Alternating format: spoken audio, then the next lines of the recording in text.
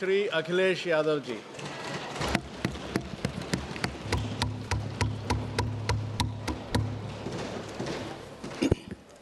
मैं सबसे पहले सभापति महोदय आपका मैं धन्यवाद देता हूं कि मुझे आपने बजट पे बोलने का समय दिया है। मैं तीसरा सदस्य इस पे बोल रहा हूं। मैं भी में से पूर्व कांग्रेस पार्टी के नेता माननीय शशि थरूर जी जो बात कह रहे थे, उन्होंने बहुत सारे आंकड़े दिए हैं।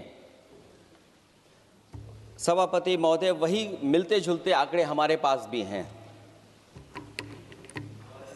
जब कभी जवाब आए तो शायद उन आंकड़ों का जवाब भी आए। और जब वो अपनी बातों को ख़त्म कर रहे थे तो वो एक शेर पढ़ के गए हैं।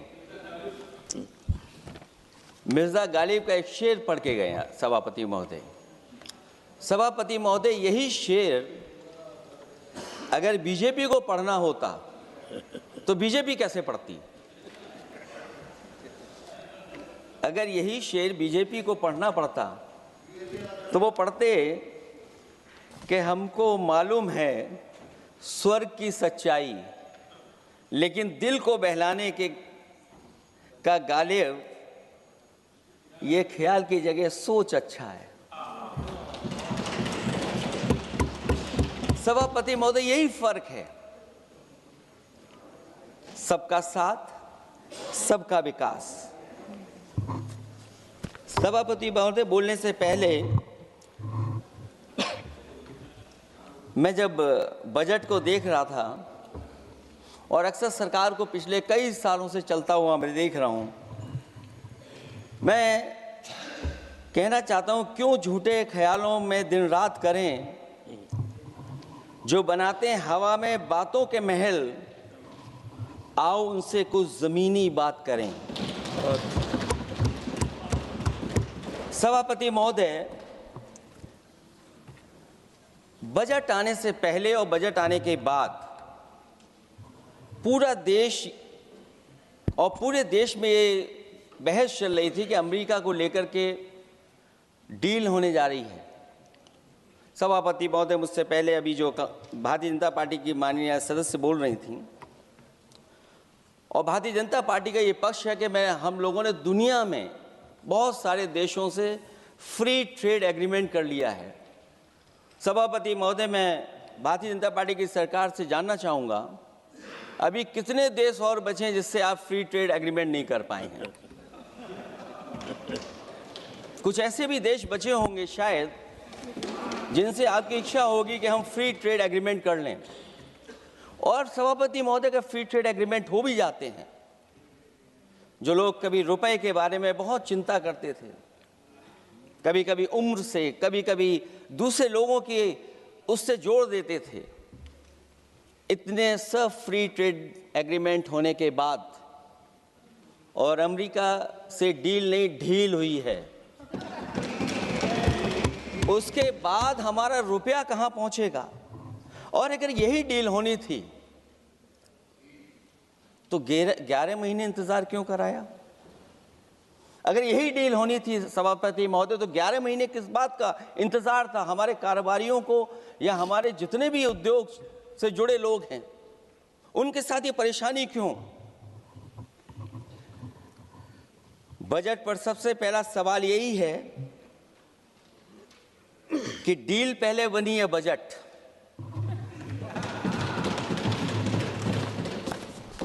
और बजट का हलवा यहां ज्यादा बटा के वहां। सभापति महोदय, स्वदेशी, आत्मनिर्भर, ये शब्द तो बहुत अच्छे लगते हैं, लेकिन जब डील हो गई है तो क्या इस बजट को लाने से पहले आत्मनिर्भरता और स्वदेशी को अपने अपने शब्दकोश से हटा दिया है, या इसको उल्टे अर्थ में विलोम शब्दकोश में डाल दिया है? और ये डील नहीं है जो हम आप सब समझ पा रहे हैं। शायद सत्ता पक्ष के लोग ये नहीं समझ पा रहे होंगे, लेकिन पूरा देश समझ रहा है कि हमने अपना बाजार एक बार और खोल दिया है। $500 बिलियन का व्यापार एक तरफा, हमारे आत्मनिर्भरता कहां जाएगी? स्वदेशी नारा हमारा कहां जाएगा? हमारे देश की जनता भाजपा से कह रही है कि जहां तक हमें मालूम है डील एक तरफा नहीं होती है। क्या ये बनी वहां पहुंची यहां जहां जैसे कोई एक पक्षी मान रहा हो? जनता भाजपा से यह भी जानना चाहती है कि 0 बड़ा के 18।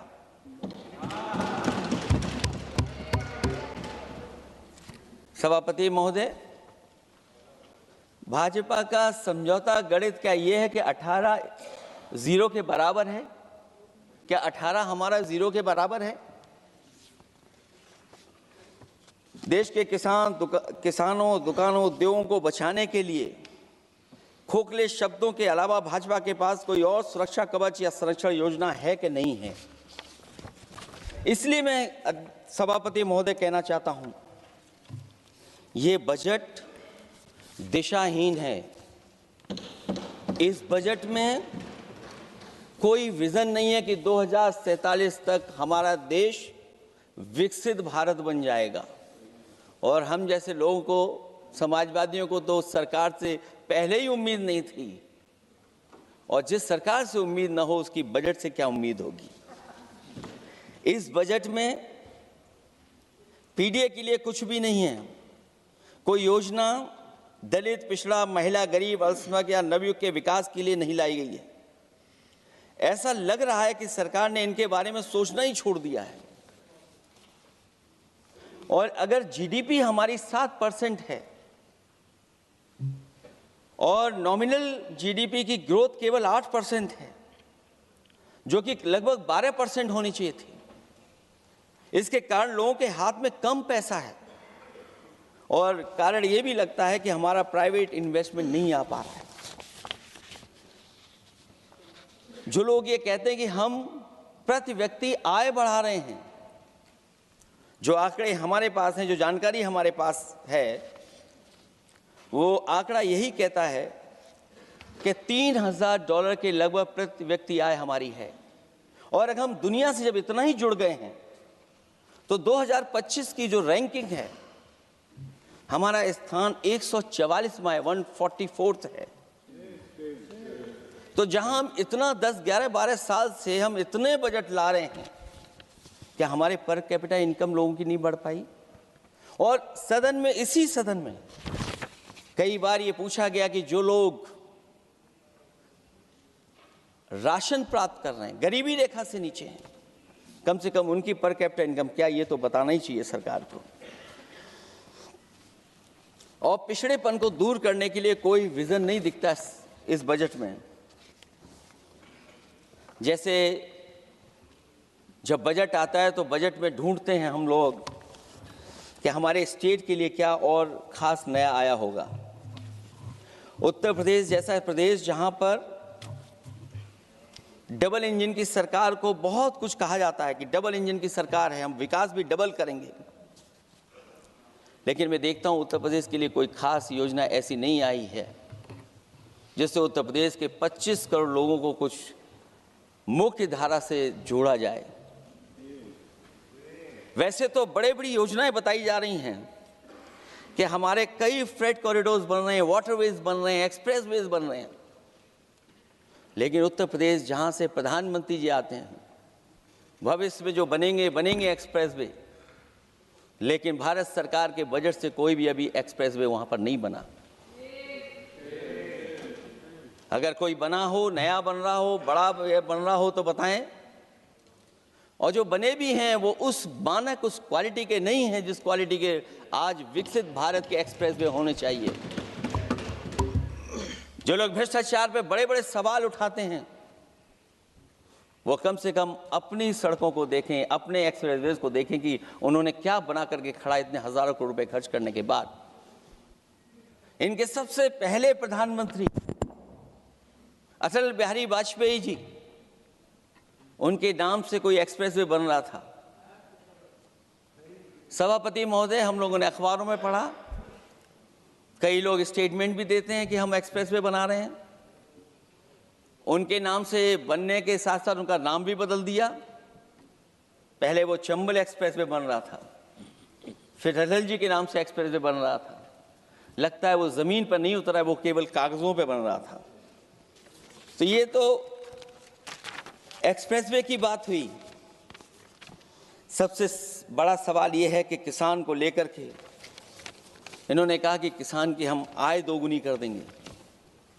आज हमारा किसान इस उदारीकरण में कहाँ खड़ा है? जिस किसान को लेकर के पूरे देश के सभी राजनीतिक दल चिंतित रहते हैं, इस डील के बाद हमारे किसानों का हाल क्या होगा? और जब सब कुछ विदेश से ही आएगा तो हमारा किसान भारत में क्या उगाएगा, जमीन पर क्या उगाएगा और क्या बेच पाएगा? सभापति महोदय, सरकार ने बड़ा बड़ा बजट पेश किया, कहा कि हम एग्रीकल्चर इंफ्रास्ट्रक्चर तैयार करेंगे, एग्रीकल्चर इंफ्रास्ट्रक्चर से हम मंडियां तैयार करेंगे, बाजार तैयार करेंगे, एमएसपी लागू करेंगे। हमारे किसान जब काले कानून के खिलाफ लड़ रहे थे, बड़ी संख्या में जान चली गई, उसके बाद सरकार कहीं पीछे हटी और उन्होंने काले कानून वापस लिए। लेकिन आज भी किसानों को जो कानूनी गारंटी मिलनी चाहिए वो अभी तक एमएसपी की कानूनी गारंटी सरकार नहीं दे पाई है। और जो 23 क्रॉप और हॉर्टिकल्चर क्रॉप और दूध को लेकर के सरकार दावा करती कि हम सब्जियां इतना, हॉर्टिकल्चर क्रॉप्स हमारी इतनी ग्रो कर गई हैं, हम दुनिया में इतना पैदा कर रहे हैं। दूध के जब आंकड़े बताते हैं कि दुनिया में हम दूध का उत्पादन इतना कर रहे हैं, और अगर आपका बजट ही विकसित भारत का बजट है तो हमारे हॉर्टिकल्चर क्रॉप्स और जो हमारा किसान दूध का उत्पादन कर रहा है, दूध का उत्पादन हो रहा है, उसके लिए एमएसपी की गारंटी कब देंगे आप लोग? और गारंटी हम लोग इसलिए मांग रहे हैं क्योंकि उसको घर कैसे बनाएगा, घर कैसे चलाएगा? अगर उसको लाभ नहीं मिलेगा, बच्चों को कैसे पढ़ाएगा, अपनी बेटियों को हंसी खुशी विदा कैसे कर पाएगा? और इधर तो जहां फसल की कीमत नहीं मिल पा रही है, सभापति महोदय, सोने के भाव कहां पहुंच गए हैं? पहले गरीब सोचता था जब हम अपनी बेटी की विदा करेंगे तो कुछ सोने का एक सामान खरीद करके दे देंगे उसको। जैसे जैसे बीजेपी की सरकार चली और आगे बढ़ती गई, 12 साल ऐसे हैं आ गए कि अब तो चांदी तो दूर, अगर यही सरकार चलती रही तो लोहे पर पीतल चढ़ाकर भी गरीब अपनी बेटी की विदाई नहीं करा पाएगा।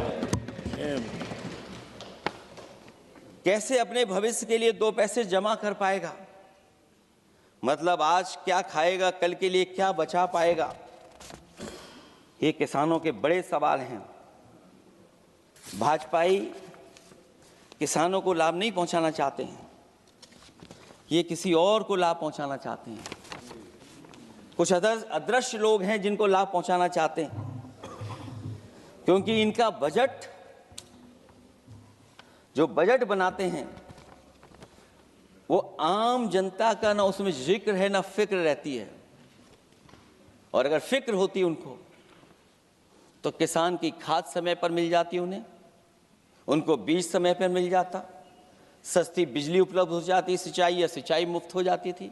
और मुझे याद है सभापति महोदय, समाजवादी सरकार में हम लोगों ने किसानों की सिंचाई मुफ्त करने के भी फैसले लिए। कीटनाशक दवाइयां कितनी महंगी हैं और सरकार ने किसानों को अपने हाल पे छोड़ दिया। मंडियों पे कहीं कोई खरीद नहीं है, और अगर खरीद हुई है तो सरकार बताए कि धान, आलू या गेहूं की खरीद में तो मिल जाती है उसको कीमत, लेकिन धान और आलू जैसी फसलों पर कोई सरकार कीमत नहीं दे पा रही है। महंगाई बेतहाशा बढ़ने पर भी इस बजट में जनता को टैक्स में न छूट देना टैक्स शोषण है। अमीरों के काम कारोबार और घूमने फिरने पर 10 तरह की छूटें दी गई हैं, लेकिन बेकारी बेरोजगारी से जूझ रहे लोगों की उम्मीदों की थाली खाली है। मध्यम वर्ग अपने आप को ठगा महसूस कर रहा है। शोषित, वंचित, गरीब व्यक्ति जहां था वैसे भी नीचे जाता दिख रहा है। इस बजट ने उसके चादर में पैबंद लगाने की जगह उसे और चिथड़ा कर दिया है, क्योंकि सामाजिक सुरक्षा केवल शब्दों की औपचारिकता रह गई है। किसान, मजदूर, श्रमिक, कारोबारी, छोटा दुकानदार अपने लिए मिली राहत को दूरबीन से देखकर ढूंढ रहा है, और इसीलिए भाजपा का हर बजट 1/20 का बजट मानते हैं, क्योंकि वो 5% लोगों के लिए ही होता है। अच्छे बजट की होती हैं 3 पहचान: गरीब की तरक्की, खुशहाली और मुस्कान। शायद इस बजट ने तीनों चीजों को छीनने का काम किया गरीबों से। दूसरा विषय, स्वास्थ्य को लेकर के बहुत हमारा गरीब समय समय पर परेशान रहता है। स्वास्थ्य को लेकर के जो ठोस कदम सरकार को उठाने चाहिए, वो सभापति महोदय सरकार नहीं उठाती दिख रही है, और जितना भी स्वास्थ्य सेवाएं हैं वो ठप होती चली जा रही हैं। मैं उत्तर प्रदेश की बता सकता हूं, मुझे याद है सभापति महोदय, पहला जो भारत सरकार और प्रदेश सरकार को मिलकर के पहला हॉस्पिटल, मेडिकल कॉलेज शाहजहांपुर का बना था, जिस समय भारतीय जनता पार्टी के उस समय के स्वास्थ्य मंत्री और मैंने मिलकर के उसका उद्घाटन किया था।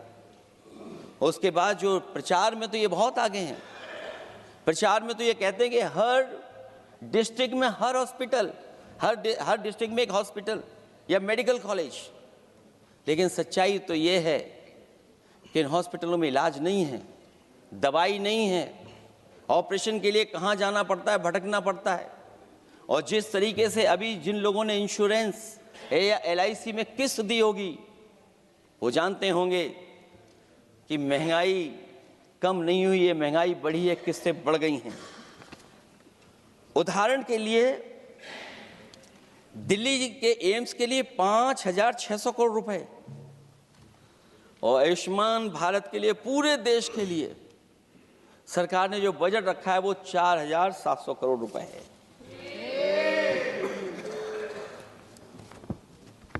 सुनते हैं पहले उपवन में हर ऋतु में बहार गाती थी, कलियों का तो कहना ही क्या, मिट्टी में खुशबू आती थी।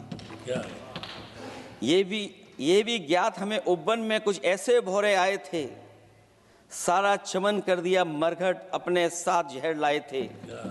लेकिन अगर चमन वाले ही भौरों के रंग ढंग अपनाएं, माली तुम ही फैसला कर दो, हम किसको दोषी ठहराएं। सभापति महोदय, मैं उत्तर प्रदेश से आता हूं,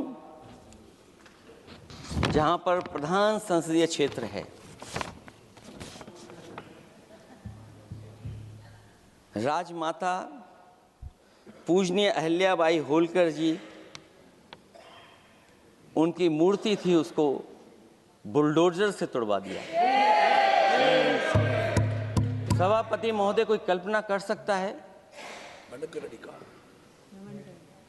एक मणिकर्णिका घाट जो हमारी पौराणिक पहचान रही, सदियों से हमारी विरासत की पहचान रही, सनातनी काशी की विरासत रही, वहां पे इनकी सरकार ने प्रधान संसदीय क्षेत्र में बुलडोजर चला करके हमारी पूजनीय अहिल्याबाई होलकर की मूर्ति को इन्होंने तोड़ने का काम किया। और सभापति महोदय, केवल एक मूर्ति नहीं, वहां पर अगर हम गिनती करेंगे, 1 नहीं, 2 नहीं, 3 नहीं, 4 नहीं, 5 नहीं, 6 नहीं, 7 नहीं, लगभग 100 मंदिरों को तोड़ने का काम इसी सरकार में हुआ है। केवल मंदिर नहीं तोड़े गए सभापति महोदय, एक antique bell donated by Nepal नरेश, जो घंटा बजता था, सभापति महोदय, जो घंटा बजता था, नेपाल नरेश जिन्होंने गिफ्ट किया था, वो घंटा भी लापता है।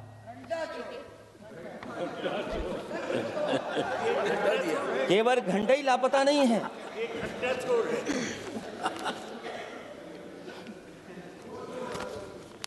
सभापति महोदय, नमामि गंगा को लेकर के हमारे कानों में अभी भी वो बातें गूंजती हैं कि माँ गंगा ने मुझे बुलाया है।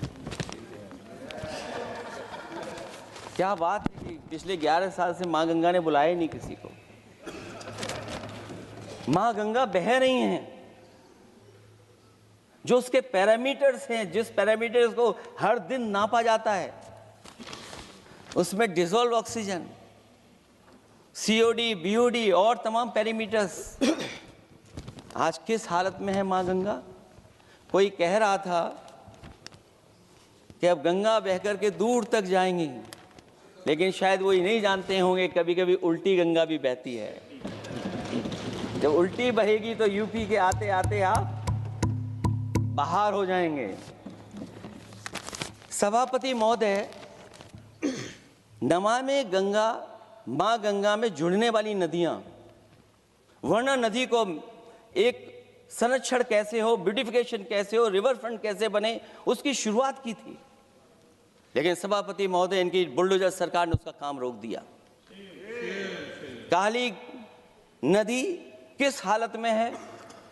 यमुना के बारे में दिल्ली की सरकार जब बनानी थी तो कहा कि हम दुनिया का सबसे बेहतर रिवर फ्रंट बनाएंगे यमुना पर। इसी राजधानी में कहा गया। आज बताइए यमुना की हालत क्या है। और अगर यमुना दिल्ली में गंदी हो रही है तो ये बह करके जब यूपी जाती है तो मथुरा में भी गंदी है। और थोड़ा बहुत साफ गंगा इसलिए हो जाती है क्योंकि जब चंबल का पानी उसमें जुड़ता है, थोड़ी बहुत यमुना साफ हो जाती है। उसके बाद यमुना में भी कोई सफाई का सरकार ने इंतजाम नहीं किया। और आज भी मैं कहता हूं, देश का सबसे अच्छा रिवर फ्रंट अगर कहीं बना है तो लखनऊ में बना है, गोमती रिवर फ्रंट। जो लोग ये कहते हो कि दूसरा रिवर फ्रंट अच्छा है, मैं उनसे कहूंगा कभी लखनऊ के रिवर फ्रंट पर भी घूम करके आइए, तब आपको मालूम पड़ेगा कि रिवर फ्रंट क्या होता है। 26 जनवरी इसी वर्ष मैंने एक प्रतिष्ठित अखबार को पढ़ा और उसमें देखा मैंने कि high uranium in India's ground water samples लिए गए हैं। एक्सपर्ट्स वार्न कर रहे हैं कि सेवरल हेल्थ रिस्क हैं उससे। Lead pollution alarming in 69 rivers in India contaminated rivers are contaminated. हमारे पानी में पेस्टिसाइड है, इंडस्ट्रियल वेस्ट है, अनसेफ है ड्रिंकिंग के लिए। हमारी नदियों में मरकरी है, डेंजरस लेवल। और जितनी भी हमारी वाटर बॉडीज हैं इंडस्ट्रियल टाउन्स के आसपास, सब में टॉक्सिक है, मरकरी है, बड़े पैमाने पे डेंजरस है पानी वहां का। और कई जगह इंडस्ट्री का सीधा सीधा वेस्ट जा रहा है। आर्सेनिक लेवल का सोच ही नहीं सकते हम लोग, जो मानक है उससे कई गुना ज्यादा है। ये तो हमारे देश का पानी है जो नदियों में बह रहा है, जो अंडरग्राउंड वाटर बन रहा है हमारा। ठीक ही कहा हमारे माननीय सदस्य ने कि जो संपन्न हैं, प्रिविलेज्ड हैं, वो लोग तो पानी साफ करने की मशीन खरीद सकते हैं। हमारा गरीब क्या खरीदेगा। गरीब की हेल्थ को कितनी परेशानी और रिस्क है। यहां तक कि अंतर्राष्ट्रीय प्लेटफॉर्म पर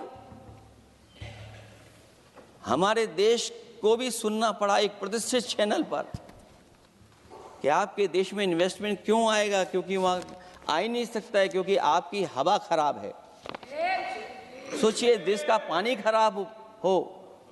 और ये मैं नहीं कह रहा हूं, पानी खराब सरकार को मालूम है, नहीं मालूम है, लेकिन जो प्राइवेट कंपनियां हैं जिनको अपना पानी बेचना है, तो वो बता रही हैं कि आपके भारत के पानी में क्या क्या है। और ये बात गलत है तो सरकार ऐसी कंपनियों पर प्रतिबंध क्यों नहीं लगाते हैं कि इस तरह अपनी कंपनियों का सामान बेचने के लिए झूठा प्रचार कर रहे हैं।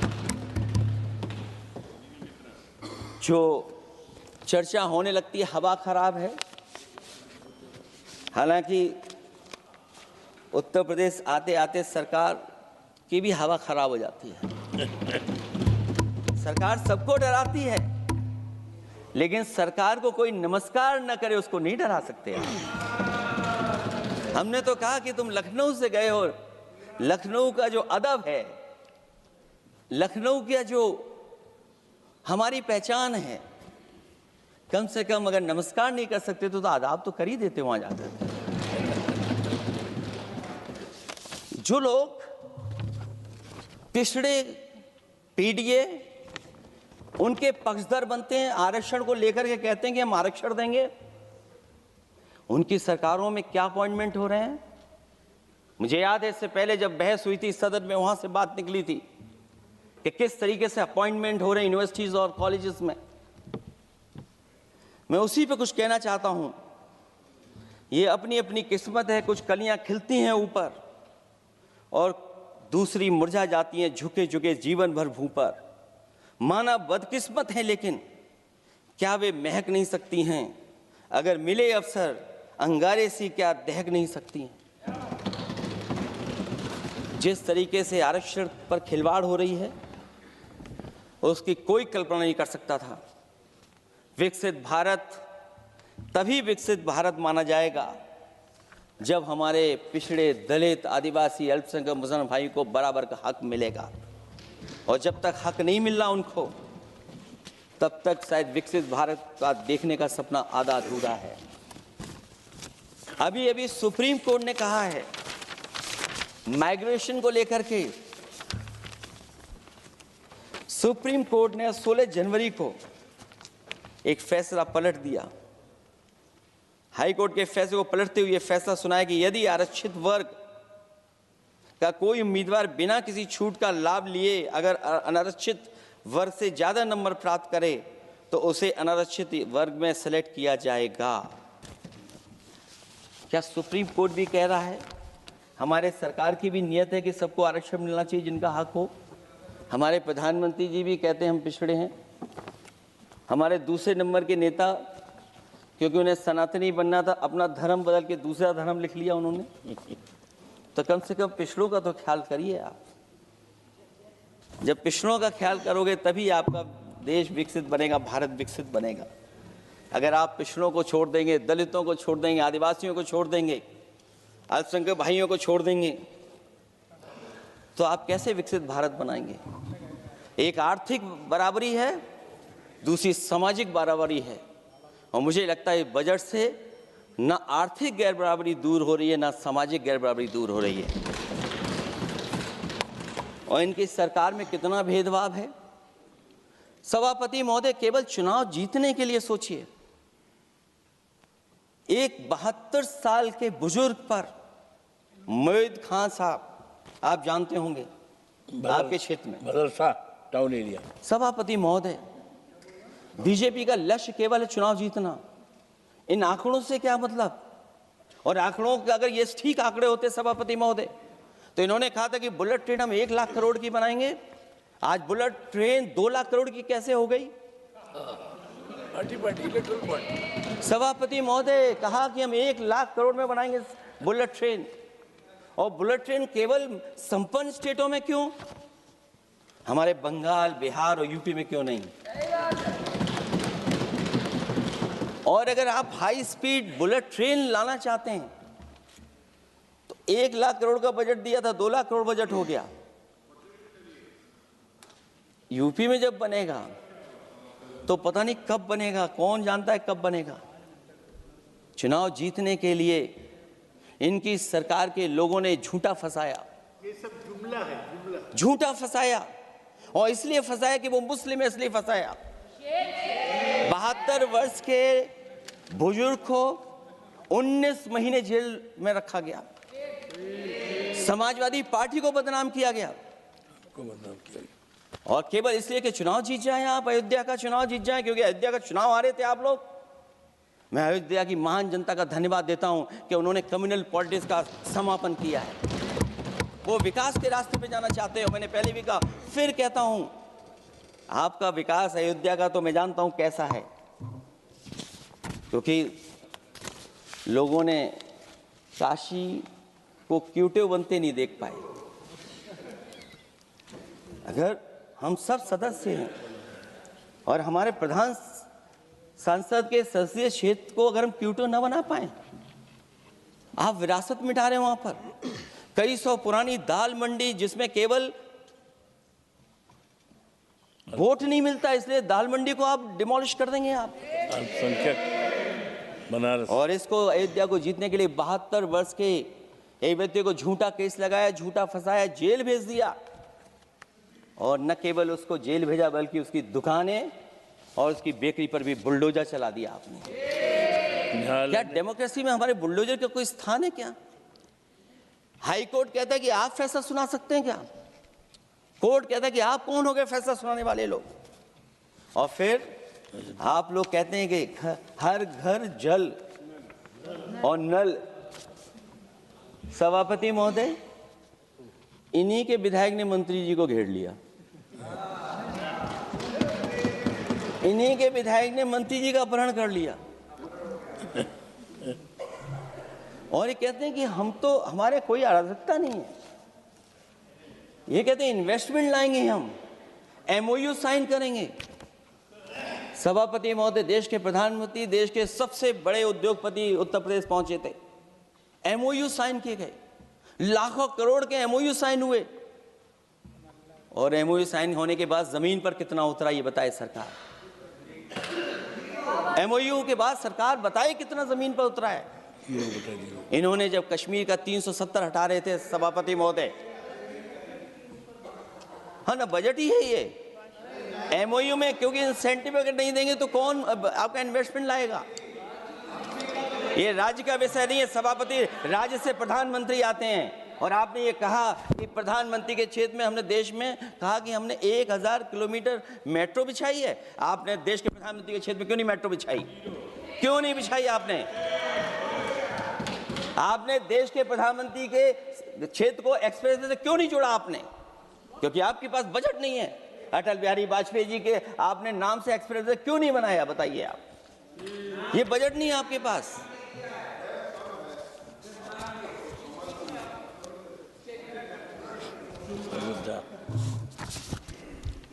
अयोध्या एयरपोर्ट घोटाला, एयरपोर्ट बनते ही पानी टपकने लगा। एयरपोर्ट तो दिल्ली का है, बजट तो दिल्ली ने दिया होगा। अयोध्या रेलवे स्टेशन, हमारे कन्नौज का रेलवे स्टेशन बनते ही गिर गया और गिरने के बाद अभी तक नहीं बन पाया। तो ये बजट का हिस्सा नहीं है क्या? आप वाटरवेज बात कर रहे हैं, गंगा साफ नहीं है, आप पानी का जहाज कहां ले जाएंगे? बिहार में जाकर के रुक जाएगा। पिछली बार भी एक पानी का जहाज चला था, बनारस से जाते ही बिहार में रुक गया, जाकर के पटना भी नहीं पहुंच पाया। Rampath, sewer line smart city का हिस्सा है। आपका स्मार्ट सिटी कैसा है? इंदौर में पानी पीने से कितने लोगों की जान चलेगी सभापति महोदय? और कोई शहर बता दीजिए जहां कूड़ों का ढेर ना हो। जब देश के प्रधानमंत्री जी ने झाड़ू उठाया हो और उसके बाद भी कहीं कूड़ा ना हटे सभापति महोदय। भजन संध्या स्थल घोटाला हुआ, अंतर्राष्ट्रीय मीडिया सेंटर बनाया, उसमें भी पानी गिर रहा है। लाइट सजावट की चाइनीज आई हैं। हमारे देश का कारोबार कैसे उलझा दिया आपने? चीन और अमेरिका और थोड़ा बहुत रशिया, विदेश नीति तो असफल हुई है, लेकिन हमारा बाजार को भी पूरा बेच दिया। और चीन के सवाल पर सभापति महोदय, चीन हमारी जमीन पर भी निगाहें रखे हुए है और हमारे बाजार पे भी। इसलिए जो सरकार फैसला ले बड़ी सावधानी से ले। मैं कितनी बातें बताऊं, वहां पर सेना जमीन ले लिया, जमीनें जाने कहां चली गई हैं। इसलिए सभापति महोदय, ये बजट दिशाहीन है। ये 2047 में हमारा विकसित भारत तो नहीं बनेगा। और जिस तरीके से बेरोजगारी बढ़ी है, बेरोजगारी को लेकर के जो चिंता रही, हमेशा रहती थी, और जो सरकार ने बड़े बड़े फैसले भी लिए थे, जानकारी दी थी कि हम बेरोजगारी ऐसे दूर कर लेंगे। मेक इन इंडिया का जो सपना दिखाया था, आखिरकार मेक इन इंडिया का सपना कहाँ पूरा हो पा रहा है? मेक इन इंडिया का जो शेर था वो जंग खा रहा है सभापति महोदय। जो योजना लेकर के आए थे, एम्प्लॉयमेंट लिंक्ड इंसेंटिव्स। सरकार बताए कि हमें कितना उसमें लाभ पहुंचा है। 2024-2025 के बजट में इन योजनाओं के लिए 33,000 करोड़ रुपए आवंटित किए गए थे, लेकिन खर्च कितना हुआ? 1,700 करोड़ रुपया केवल। एक आपने पिछली बार सपना दिखाया था कि इंटर्नशिप की योजना, इंटर्नशिप वाली योजना जो घोषित की, जिसके लिए 10,000 करोड़ रुपए आवंटित किए थे आपने, लेकिन उसमें खर्च कितना हुआ है? 500 करोड़ रुपया। और जो लक्ष्य रखा था आपने रखा था 5 साल में 1 करोड़ लोगों को, लेकिन इसमें आए कितने? 1,65,000 लोगों ने फॉर्म भरा, ऑफर दिया उन्होंने, लेकिन फाइनली जिसमें ऑफर, जिसका सिलेक्ट हुआ, वो केवल 16,000 लोगों को काम पहुंचा है। सोचिए, हमारा देश इतना बड़ा, जहां करोड़ों को आप इस योजना से जोड़ना चाहते थे, केवल 16,000 लोग जाएंगे उसमें। ये आपको बेरोजगारी खत्म करने की योजना है आपकी?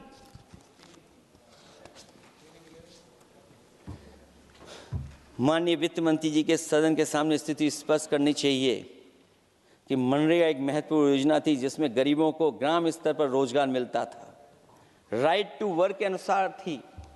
इस योजना को समाप्त करते हुए आपने क्या नाम रखा है? बीबी राम जी। और हमारे राम जी कहाँ बैठे हैं? कहाँ है हमारे राम जी? पीछे बैठे, जिन्हें बचपन से हम देखते आए राम जी। ये हमारी खुशकिस्मती है कि राम जी सदन में बैठे हैं, लेकिन आप राम जी का अपमान कर रहे हैं। आपको उनको यहाँ नहीं बैठा सकते, आपको यहाँ बैठाना चाहिए नंबर 2 पर।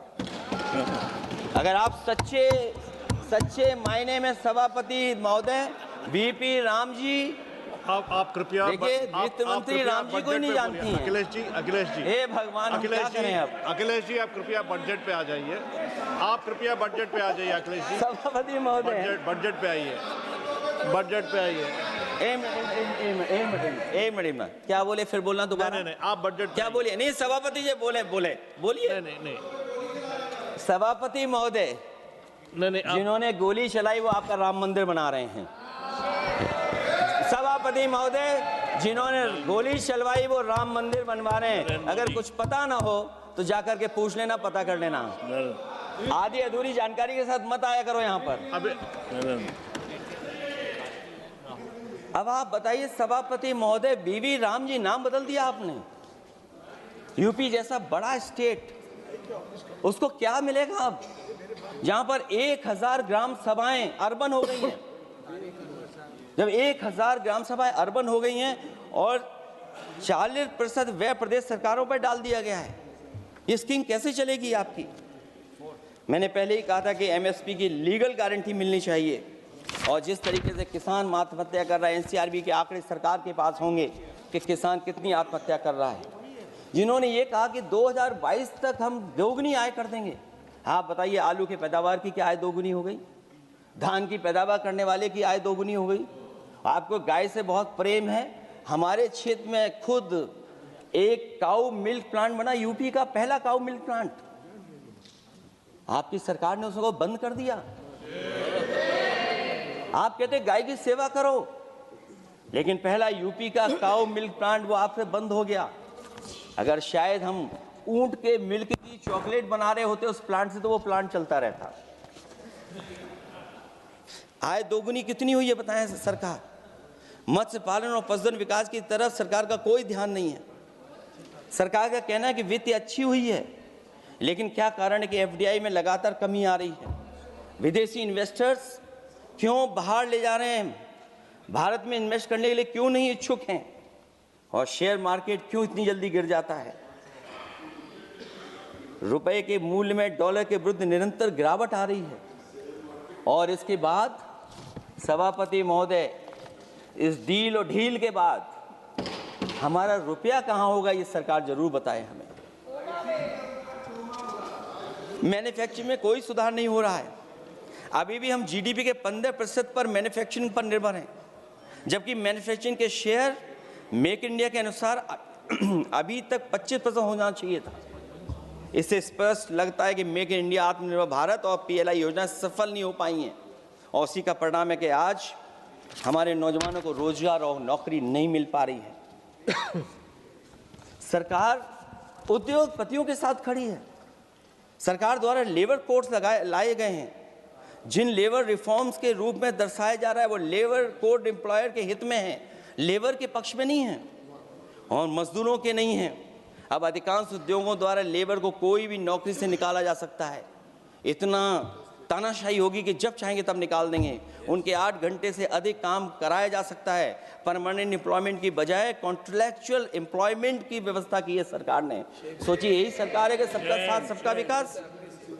एयर पॉल्यूशन को लेकर के मैं पहले ही कह चुका हूँ और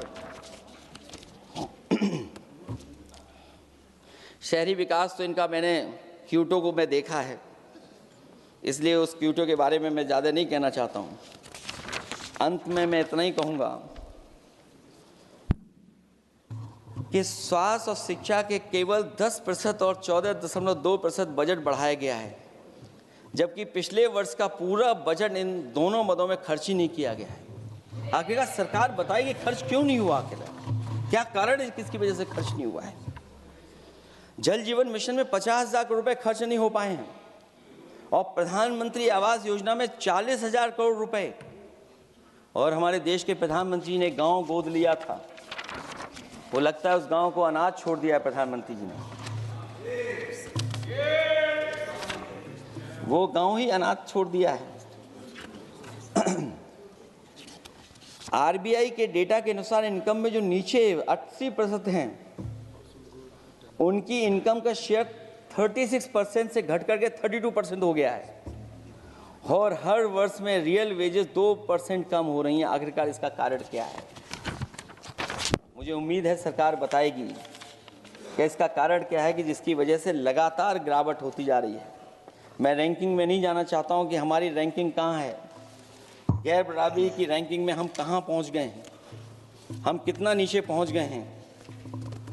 जो तरह तरह की रैंकिंग समय समय पर आती हैं, उन रैंकिंग के बारे में सरकार को ज़रूर पता होगा कि हम एजुकेशन इंडेक्स में कहाँ हैं दुनिया में, हम हेल्थ इंडेक्स में कहाँ हैं दुनिया में, और जो एयर क्वालिटी के इंडेक्स है उसमें हम दुनिया में कहाँ हैं। इसलिए सभापति महोदय, मैं अंत में इतना ही कहना चाहता हूँ कि ये बजट दिशाहीन है। 2047 तक विकसित भारत तो नहीं बनेगा, लेकिन हमारे गरीबों के साथ बहुत अन्याय होगा। जिस तरह AI पे बात की गई है, AI अगर अच्छाई और भलाई के लिए हो तो अच्छी बात है, लेकिन पता नहीं भारतीय जनता पार्टी पे कितना रिसोर्सेज हैं कि AI और जितना भी हमारा वो है जो बजट है, वो सबसे ज़्यादा खर्च वो करते हैं दूसरों को बदनाम करने के लिए। इसलिए इन्हीं शब्दों के साथ मैं सभापति महोदय का धन्यवाद देता हूं। मैं उम्मीद करता हूं कि सरकार इस बजट को गरीबों की तरफ मोड़ेगी, PDA के लोगों की तरफ मोड़ेगी, जिससे वो भी मुख्य धारा में खड़े हो सकें। बहुत बहुत धन्यवाद।